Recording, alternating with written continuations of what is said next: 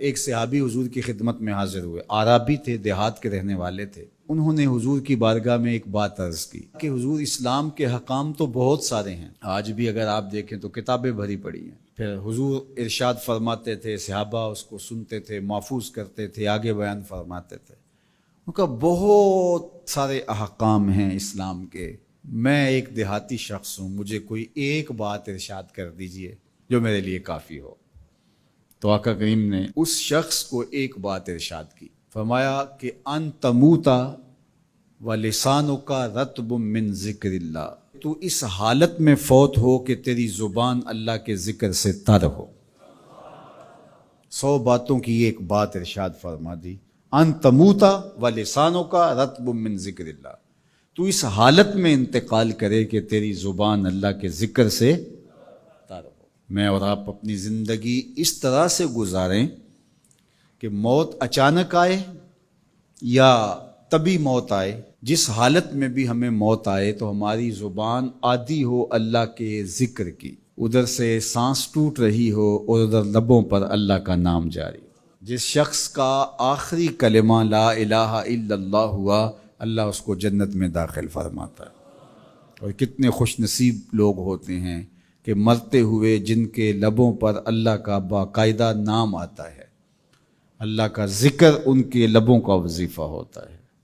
اور کچھ لوگ ان کو تلقین بھی کریں تو زبان پہ اللہ کا نام نہیں آ پاتا۔ اور ان میں سے ایک وہ شخص جو شراب کا عادی ہے یا کسی بھی نشہ آور چیز کو لیتا ہے، تو ایسے شخص کو مرتے ہوئے کلمہ نصیب نہیں ہوتا۔ جو اس کو دنیا کے اوپر سزائیں دی جاتی ہیں، ان سزاؤں میں سے ایک سزا یہ ہے کہ مرتے ہوئے اس کے لبوں پہ کلمہ نہیں آتا۔ اور علماء نے یہ بھی لکھا ہے کہ جو بے نماز ہے، نماز نہیں پڑھتا، مرتے ہوئے اس کے لبوں پہ بھی کلمہ جاری نہیں ہوتا۔ اللہ اکبر۔ تو ایک جامع بات ارشاد کر دی کہ ان تموتا ولسانک رطب من ذکر اللہ، تو اس حالت میں فوت ہو کہ تیری زبان اللہ کے ذکر سے تر ہو۔ قرآن مجید میں ہمیں اللہ تعالیٰ نے یہ بھی حکم دیا ہے کہ مجھے یاد کرو، اور یہ بھی حکم دیا ہے کہ مجھے فراموش نہ کرو۔ وَلَا تَكُونُوا كَالَّذِينَ نَسُوا اللَّهَ فَأَنسَاهُمْ أَنفُسَهُمْ أُولَٰئِكَ هُمُ الْفَاسِقُونَ، ان لوگوں کی طرح نہ ہو جانا جنہوں نے اللہ کو فراموش کر دیا، اللہ کو بھول گئے۔ جب کوئی خدا کو بھول گیا تو خدا پھر اس کو فراموش کر دیتا ہے، اور اس کی سزا کیا ہے کہ وہ خود فراموشی کا شکار ہو جاتا ہے، وہ اپنے آپ سے بھی آگاہ نہیں رہتا۔ تو ہمیں جو حکم دیا گیا وہ ہے اللہ کو یاد کرنے کا۔ تو یاد کرنے کا ایک مفہوم یہ ہے کہ اللہ جل شانہ کی اطاعت کی جائے، اس کی فرما برداری کی جائے، اس کے احکام پر عمل پیرا ہوا جائے، نہ یہ ہے کہ اس کے احکام کو فراموش کر دیا جائے۔ یقول اللہ تبارک و تعالی، اللہ جل شانہ خود ارشاد فرماتا ہے، یہ حدیث قدسی ہے، فیما یروی عن ربہ، جو حضور اپنے رب سے روایت کرتے ہیں۔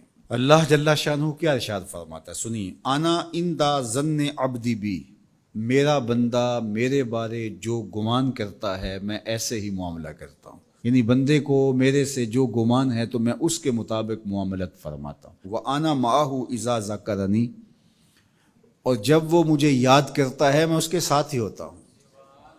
جب میرا بندہ مجھے یاد کرتا ہے تو میں اس کے ساتھ ہوتا ہوں۔ فَإِذَا ذَكَرَنِي فِي نَفْسِهِ ذَكَرْتُهُ فِي نَفْسِي، جب وہ مجھے اپنے دل میں یاد کرتا ہے تو میں بھی اسے اکیلے یاد کرتا ہوں۔ کتنی بڑی بات ہے کہ کسی کو رب یاد کرے، اللہ اکبر۔ کہا جب وہ اکیلے مجھے یاد کرتا ہے تو میں بھی اس کو اکیلے یاد کرتا ہوں۔ وَإِن ذَكَرَنِي فِي مَلَئٍ ذَكَرْتُهُ فِي مَلَئٍ خَيْرٍ مِّنْهُمْ، اگر وہ مجھے مجمع میں یاد کرتا ہے، لوگوں کے ہجوم میں یاد کرتا ہے، تو میں بھی اسے مجمع میں یاد کرتا ہوں جو اس مجمع سے بہتر ہے، اس اجتماع سے بہتر ہے۔ یہاں نیک بد گناہ گار سارے طرح کے لوگ ہیں، لیکن میں فرشتوں کے اجتماع میں یاد کرتا ہوں۔ اللہ اکبر۔ کیا منظر ہوتا ہوگا کہ جب اللہ فرشتوں میں کسی بندے کو یاد فرما رہا ہو، اللہ اکبر۔ اور ایک حدیث میں جو ہے وہ اس کے پھر آگے لفظ جو ہے یہ ہے، میرا بندہ میری طرف اگر ایک بالشت چل کے آتا ہے تو میں ایک ذرا آتا ہوں، اور میرا بندہ میری طرف اگر ایک قدم آتا ہے 70 قدم آتا ہوں، اور اگر میرا بندہ میری طرف چل کر آتا ہے اتیت ہو ہر والا، میری رحمتیں دوڑ کے استقبال کرتی. اللہ اکبر. تو کتنی کرم نوازی ہوتی ہے جو اس کو یاد کرتا ہے. تو یاد کا چراغ کبھی بھی بجھنا نہیں چاہیے.